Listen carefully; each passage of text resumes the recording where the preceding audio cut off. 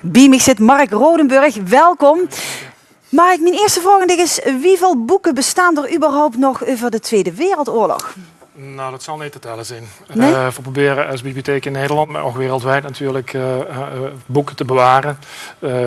Zeker te stellen voor de toekomst. Er wordt immer meer gedigitaliseerd. En op die manier, er is wel een trend om een digitale boek beschikbaar te krijgen. Maar het aantal durf ik niet te schatten. Wat veer in huis hebben, zal om en bij de 1000 à 1500 uur voor de Tweede Wereldoorlog zijn. Dat zijn als behoorlijk. En dat is behoorlijk. Wordt dat nog veel uitgeleend? Het is een vrij populaire rubriek. Ja, in de rubriek geschiedenis deed dat het redelijk goed. Is het dan meer aan de oudere garde of aan de jongeren? Grotendeels de oudere garde, maar er zijn natuurlijk ook jeugdboeken geschreven, echt voor de jeugd. Ja. En als we dan eens kijken naar een van de meest gelezen boeken, waar moet ik dan aan denken? En voor de hand liggende is het boek Het Achterhuis, het dagboek van Anne Frank. Anne Frank, het Duitse-Joodse meisje wat in Amsterdam geschuild heeft gezeten. Ja, juist. En daar hebben we nu op dit moment deze maand over een hele leuke expositie van in het gebouw staan in Maastricht, in Zonder Ceramiek. En dat heet Lezen en Schrijven met Anne Frank. Het is een expositie die ingericht is onder auspiciën van het Anne Frankhuis.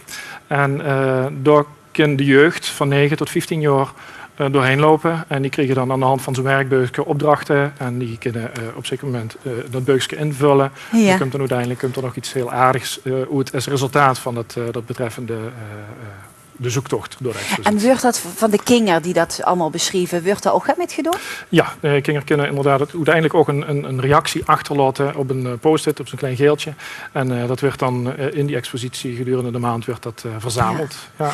Nou, het leven van Anne Frank was heel bijzonder. Ja. Maar als ik haar zo moet bekijken als schrijfster, wat maakt het dan zo bijzonder bij haar? Ze is natuurlijk een kind in principe nog in opbloei. Zit in een hele vreemde situatie. 2 jaar lang in dat achterhuis opgesloten gezeten. Eigenlijk alleen maar een kleine blik door een verduisterd venster naar buiten. En is al geestelijk rijpend, zeg maar, is haar belevenissen op aan het schrijven. En dat is eigenlijk ook wel hetgeen wat in die expositie gebeurt. Dat de kinderen metgenomen werden en ook zelf beginnen te schrijven en te lezen.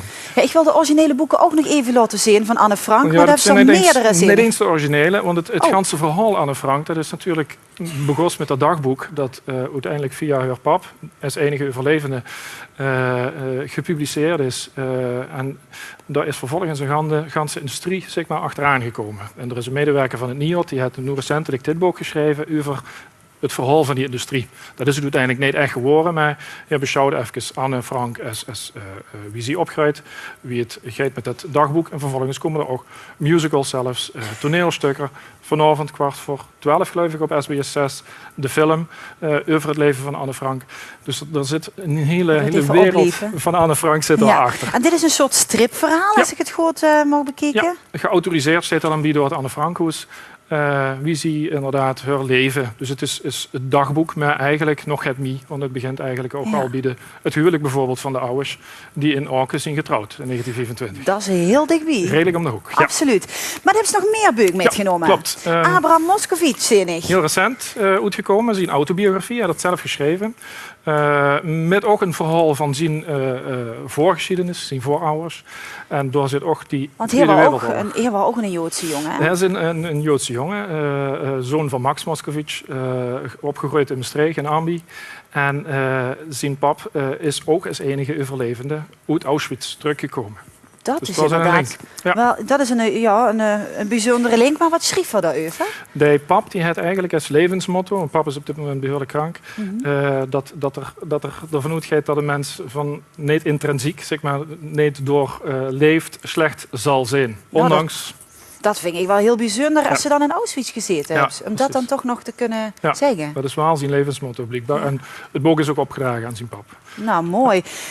Dat is iets wat we misschien allemaal niet wisten. Zijn er nog meer dingen die we van Bram te weten komen? Nou, eigenlijk het ganse verhaal gaat ook wel boeten het feit dat er zijn afkomst, zeg maar, zijn voorouders komen uit de buurt Oekraïne en Polen, zeg maar, het oude Galicië. Wie er op dit moment omgaat met zijn ervaringen als advocaat, beroemd, goede zaken gehad. Deze Bouters, Sigrid Wilders. En zijn relatie met Eva? Dat zit er gegarandeerd ook wel in. Jazeker. Ja. En, maar ook zijn aversie af en toe van de journalisten die af en toe toch wel heel erg kort door de bocht zaken citeren. Ze houden heel erg veel ruzie met Jort Kelder. Ja, precies. Ja, die numpen hem op een zeker moment maffia Oké. vriendje. Ah. En dat is rechtgezet ergens. En de laatste woorden van Bram verschrift tot over 15 jaar. Dus dat wil zeggen dat er nog een vervolg gaat komen. Mogelijk, ja. We hebben nog meer boeken. Ja, Bram, ongeveer 51 jaar, zeer succesvol man.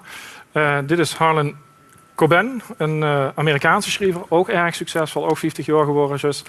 En, Het is niet echt een boek wat ik 1, 2, 3 zou herkennen. het is een naam die mij de laatste tijd ook niet opvalt, maar er zijn heel veel lui die hem al bij zich metdragen. Echt wel fan zijn. 50 miljoen boek, ganse wereld rond geschreven en verkocht.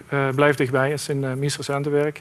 Ik ben er nog in bezig, ik ben halverwege en het is inderdaad spannend. En wat maakt het dan zo bijzonder, deze manier van schrijven? Zien verhalen dat de scheidslijn, misschien is het wel leuk om aan te sluiten bij de vorige gast, tussen goed en kwaad is af en toe wel erg flinterdun. Oké, nou een mooie tip dan in ieder geval. Dat in ieder geval. Nog meer? Ja, we hebben ook in de collectie dvd's. Ja, en, want dat is tegenwoordig. De bibliotheek is niet meer alleen voor de boeken. Nee, alleenig, inderdaad. Het is multimediaal, natuurlijk al sinds jaar en dag.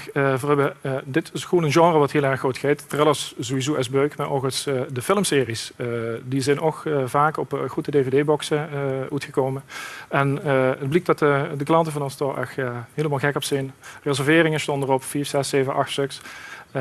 Dexter bijvoorbeeld is ook zo'n serie. Ja.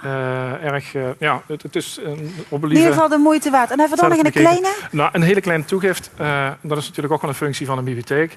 Mag ik nog een verhaaltje alstublieft? Ja, de techniek van het voorlezen. Voorlezen aan kleine en grote kinderen. En wanneer ben je dan een goede voorlezer? Dat werd er allemaal in uitgedacht. Oké. Nou, het is een vrij dun beukje, dus zo heel veel eisen heeft het niet. Ja, maar het gaat dus zelfs tot in verzorgingstehuizen aan toe. Zo zussen maar. Centre Ceramiek in Maastricht. Er zit van alle merken toe. Dank je wel dat ze hier was. Merci, joh. Dank je.